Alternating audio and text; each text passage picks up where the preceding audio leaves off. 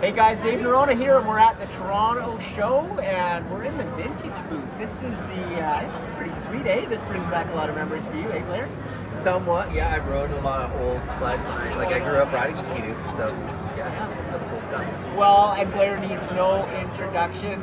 Legend in the sport, racing, and now we're really lucky, and I really mean that, lucky to have Blair come to the shows. It was at Heydays.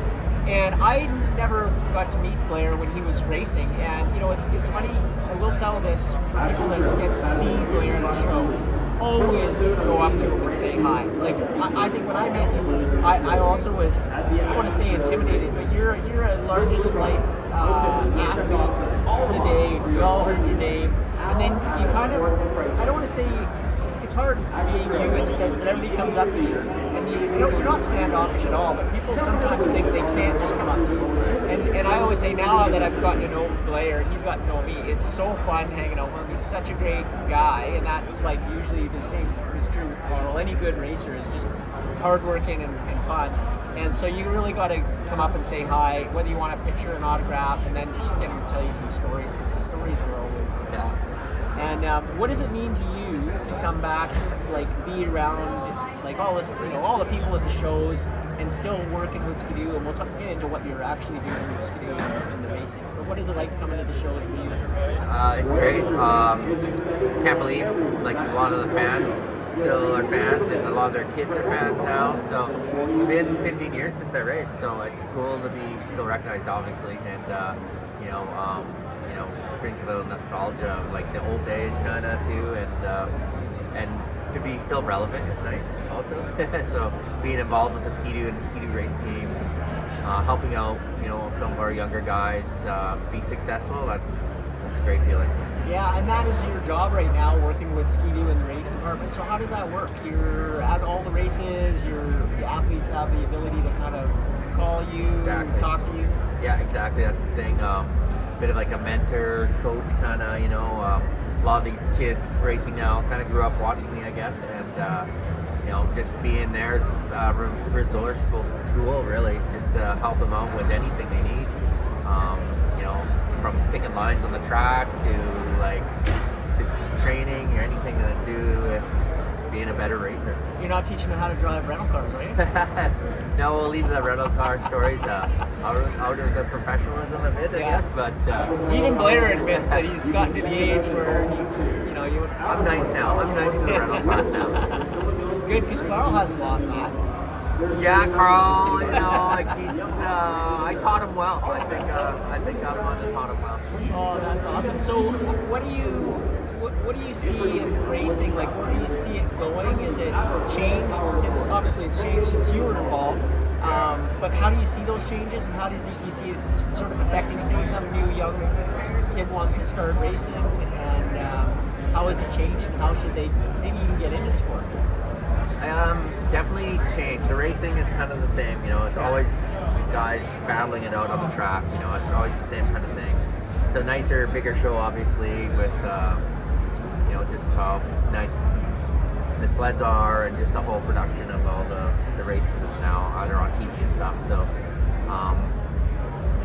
it's still, I think, strong, because a lot of people like just to go to events. I know, like, the social media thing and stuff is great. People watching stuff on phones and stuff, but there's nothing like being at a racetrack where you can smell the race fuel and see it up close. Because it looks good on TV, but it's a totally different experience when you're at the event. It's bigger in life, so just like motocross. Yes, exactly. When you hear the ground thunder from the roar of the engines, you don't get that. Yeah, you feel the engines when they go by into your chest, so it's great. Yeah. And so, what do you see? What do you see as a way to help these younger athletes? Like, I know we were talking earlier. The biggest thing that we know you had, and anyone that I know, I come from racing too, is just work ethic. I think people think that suddenly you've got to have a whole package, but it all comes down really to work ethic. Is that really what you're seeing still? And I know you said a few things like, sometimes teams will take a harder working athlete over someone who might just have a little more talent or seem to have a little more talent. Yeah, it's it's a lot of these younger guys maybe definitely are lacking a bit of the work talent, and it's not going to happen overnight. A lot of people think they want like an instant, like move to pro, I'm a pro, but you got to work your way from the bottom to the top, and it's going to take a while. So. And you'll be a better racer if you do, right? Yeah, exactly, and you got to start right at the beginning, and then don't expect to be overnight an awesome rider or a pro or anything like that. So it takes time. It definitely takes time. Yeah, and I think that is hard with social media because people want to say that they're awesome and they want to have this instead of like it's actually more exciting to watch someone grow from being not very good to the improvements year after year. And those improvements are, it could be you were 20th and now you're 18th and 15th. That's a big improvement. Yeah, it's, even with my experience, after I got injured, I kind of left the sport for a while. I had younger kids. I, was wanting to be around them. And then I kind of came back with 2015 around that time. So I've been back for almost 8 years now. And, one rider in particular, Jordan LaBelle, where I seen him, from a little guy to grow. He's going to be in pro class this year, and to see him how he went through the ranks and grew all the way to, it took 8 years. Like it doesn't have, like we said, it doesn't happen overnight. So, and he's a hard worker, and it's going to be really exciting to see what he can do in the pro class this year. Yeah, cool. And how do you see that with sponsorship for these young guys?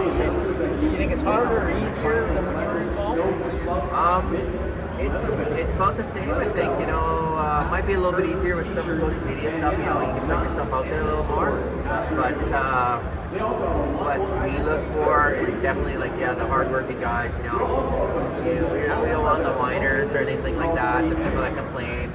It's the hard-working, quiet guys usually are the secret, stealthy weapons, really. Yeah, and it makes any whining or complaining, I'm sure, just like it's not, nobody wants to hear it, and it's not good for the morale. Yeah, it is. Yeah, like the whole team, you're coming in complaining to the mechanics, and it just brings the whole attitude down. And you gotta be really positive attitude. You don't want any poison, I call it, in the trailers. So. Yeah, and so what is your secret? Maybe your magic when you work with these kids that you're getting them to push? Is it more mental, or is it more physical stuff, or is it a mixture of both? I would say it's more mental, really. Yeah. Like it's obviously you gotta believe in yourself and believe in your abilities, and just being strong mentally, I think, is really important too. If you're a little timid, like you're not on the throttle hard enough, it's all up here, right? So. Obviously being in great shape is really important also, but I think mental attitude is bigger. So, believe in yourself, and if you did the work before, you should have the confidence to go into the weekend and do well on the weekend. Yeah, and what do you think, like we know when you were racing, when you guys got the rev, I mean, that changed everything, right? I mean, there was a point there where you guys were literally riding circles around everybody, and you felt it. What is it like now? The technology is amazing. We just saw the release of their RS sled, and these guys are just giving the best of the best of the best. And so how do you see that fitting into the time when you were racing and getting some of those perks, the newest stuff on the block, the secrets? Yeah, like I just said, like confidence in your machine. When your machine's out there performing better than everybody else's, then that definitely gives you confidence, and that's what you need to go into the races. So kind of been dominating lately at the race circuit. So all our guys, right from the top guy to like the guy in fifth, it's been unbelievable, and it's tough. It's obviously it's a team sport. Like you need to have the good machine, you gotta have the good mechanics, you gotta have it's just all the way through the whole system, really. You need good everything, right, to make it work. Yeah, awesome. So what do you think of the show here in Toronto? I mean, it is awesome to watch you, because I think what's super cool is, and to show your status of where you came from and what you've achieved. People, it is literally kids coming up and autographs, and they know who you are, and they're pointing, and that, that's, I mean, it's so great. You're so great for the sport. What is it like for you to be here? It's great. Ontario's spent a lot of time here, right? I used to live here for a couple summers, like back when I raced motocross, and so I have a lot of friends here, and obviously Toronto and Ontario area is kind of like the hub of Canada, really, and so a lot of people obviously here, and the show's always busy. And it's the world's largest snowmobile show, which makes sense because it is big. Yeah. But yeah, definitely, obviously being in Canada also helps, being Canadian, and yeah, I always enjoy coming to this one, so it's great. Awesome. Well, you guys, it's so great to chat to Blair, and I truly mean it. When you're at a show and he's here, make sure you come and say hi and talk to him, because he's not only one of the best racers we've had in Canada and in North America, but he's just a super genuine, fun guy to talk to. We still get into a little bit of trouble, eh? Yeah, you gotta have fun. You gotta have fun. You gotta have fun, and so yeah, thanks for talking to us today, and thanks for being at the show and doing all the stuff you do. I appreciate it, buddy. No problem, buddy. Yeah, I'll probably go get some steak bites. Shop steak bites. Yeah.